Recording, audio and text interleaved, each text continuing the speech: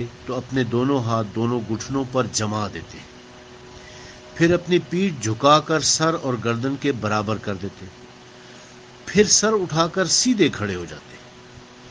آپ کی پیٹھ کی ہر پسلی اپنی جگہ پر آ جاتی، اور جب سجدہ کرتے تو دونوں ہاتھ زمین میں رکھتے، نہ باہنوں کو بچھاتے نہ سمیٹ کر پہلو سے لگا دیتے، اور پاؤں کی انگلیوں کی نوکیں قبلے کی طرف رکھتے۔ جب 2 رکعتیں پڑھ چکتے تو بایاں پاؤں بچھا کر اس پر بیٹھتے اور داہنے پاؤں کھڑا رکھتے۔ جب آخر رکعت پڑھ چکتے بایاں پاؤں آگے کرتے اور دایاں پاؤں کھڑا رکھتے اور سرین کے بل بیٹھتے۔ یہ پوری روایت ہے۔ میں اس روایت کا پہلا حصہ دوبارہ آپ کے لیے پڑھتا ہوں۔ حضرت ابو حمید ساعدی نے کہا کہ میں تم سب میں حضرت صلی اللہ علیہ وسلم کی نماز کو خوب یاد رکھنے والا ہوں۔ میں نے دیکھا کہ جب آپ صلی اللہ علیہ وسلم تکبیر تحریمہ کہتے تو اپنے دونوں ہاتھ دونوں مونڈوں کے برابر لے جاتے، اور جب رکوع کرتے تو اپنے دونوں ہاتھ دونوں گھٹنوں پر جما دیتے۔ آپ نے غور کیا اس کے اوپر؟ اس روایت میں تکبیر تحریمہ کا ذکر ہے، اور تکبیر تحریمہ کے فوراً بعد رکوع کا ذکر ہے، قیام کا ذکر نہیں ہے۔ قیام کا ذکر کیوں نہیں ہے؟ اس لیے کہ ہاتھ باندھنے یا ہاتھ کھولنے کا تعلق قیام سے ہے۔ یہ صحیح بخاری کی روایت ہے۔ صحیح مسلم میں یہ روایت انہی الفاظ میں ہے، ابن ماجہ میں، نسائی میں، ترمذی میں یہ روایت انہی الفاظ میں، یہاں تک کہ احمد ابن حنبل میں بھی یہ روایت انہی الفاظ میں۔ مگر 2 کتابیں سنیوں کی ایسی ہیں جنہوں نے اس راز پر سے پردہ اٹھایا ہے۔ ایک ہے سنن ابی داؤد اور دوسری ہے صحیح ابن حبان۔ یہ 2 کتابیں ایسی ہیں کہ جنہوں نے قیام کا طریقہ بھی بیان کر دیا ہے، اور قیام کے طریقے میں انہوں نے روایت یہی ہے، بالکل یہی روایت ہے، اسی راوی سے، یہی حضرت ابو حمید ساعدی ہیں جو بیان کر رہے ہیں، مگر اس نے روایت پوری لکھ دی ہے۔ یہ جو بےایمانی کی ہے صحیح بخاری، صحیح مسلم اور دیگر نے، اس بےایمانی کو انہوں نے کھول کر سامنے بیان کر دیا ہے۔ یہ سنن ابی داؤد اس وقت میرے سامنے کھلی ہوئی ہے، اس کا جلد نمبر 1 کتاب الطہارت صفحہ نمبر 354 پر ہے۔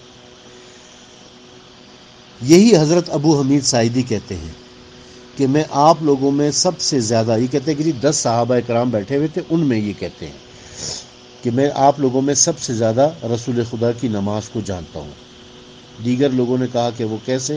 ابو حمید نے فرمایا کہ جب حضرت رسول اکرم صلی اللہ علیہ وسلم جس وقت نماز پڑھنے کے لیے کھڑے ہوتے تھے تو اپنے ہاتھوں کو مونڈوں تک اٹھاتے تھے اور اس کے بعد تکبیر کہتے، اور جب ہر ایک ہڈی اعتدال سے اپنی جگہ پر آ جاتی تو آپ تلاوت قرآن شروع فرماتے، اس کے بعد تکبیر کہتے اور ہاتھوں کو مونڈوں تک اٹھاتے، اس کے بعد رکوع کرتے اور ہتھیلیوں کو اپنے اپنے گھٹنوں پر رکھتے اور کمر سیدھی کرتے۔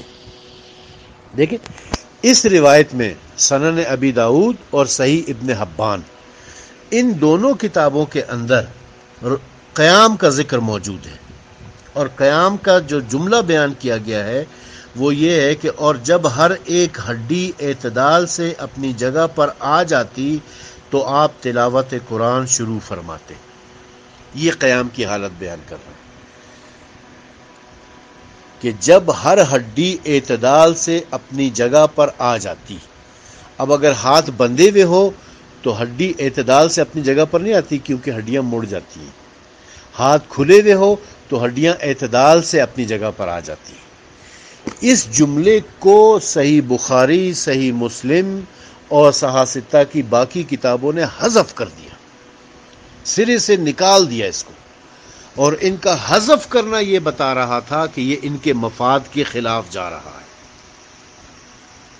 کیونکہ اگر یہ روایت اسی طریقے سے 100% بیان کر دی جاتی تو پھر چونکہ یہ ان کے مفاد کے خلاف ہو رہی تھی، اس لیے انہوں نے اس کو بیان ہی نہیں کیا، اور اس سینٹنس کو، اس جملے کو بیچ میں سے انہوں نے نکال دیا، جو ان کی علمی خیانت کا منہ بولتا ہوا ثبوت ہے۔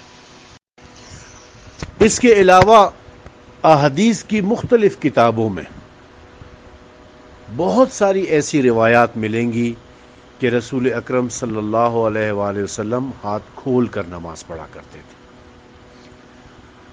فتاوی عبدالحی میرے پاس موجود ہے، میں اس کے وہ پیج بھی آپ کو بھجوا سکتا ہوں۔ فتاوی عبدالحی میں سوال کیا گیا، استفتاء ہے کہ کیا کوئی ایسی روایت ہے، کوئی ایسی حدیث ہے جس میں ارسال یدین کا ذکر ہو کہ رسول خدا ارسال یدین کرتے تھے، یعنی ہاتھ کھول کر نماز پڑھتے تھے؟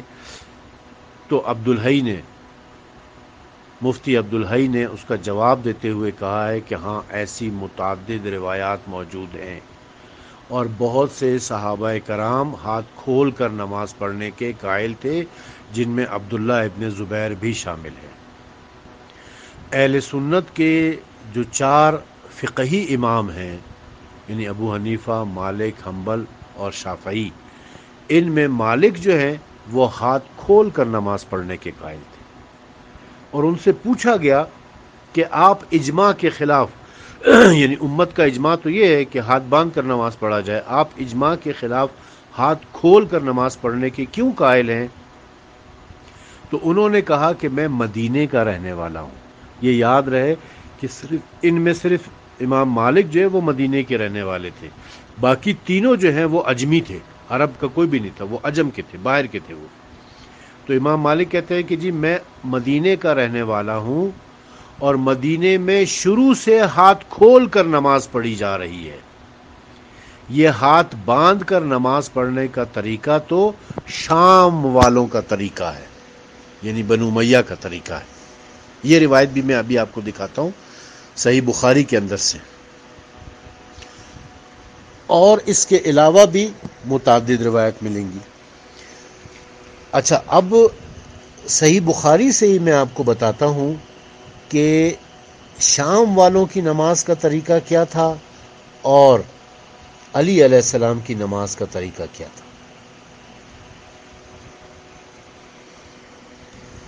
صحیح بخاری، یہی یہ علامہ وحید الزمان کا جو کیا ہوا ترجمہ ہے، اسی سے میں آپ کو دکھا رہا ہوں، صفحہ نمبر 516 پر کتاب الاذان ہے، اور یہ 516 ہے۔ اس میں کہتے